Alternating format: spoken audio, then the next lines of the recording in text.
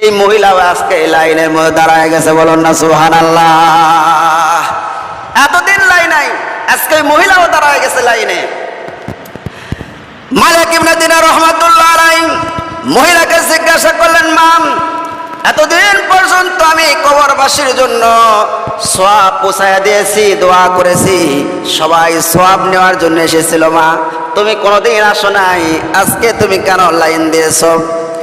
এবার মহিলাটা চোখের পানি ছেড়ে কাঁদে আর বলে, হুজুর, আপনার সওয়াবের আমার প্রয়োজন হয়নি এতদিন পর্যন্ত, কিন্তু এখন আমি মুহতাজ হয়ে গেছি, আপনার সওয়াবের নেওয়ার জন্য এসেছি। কারণটা কি?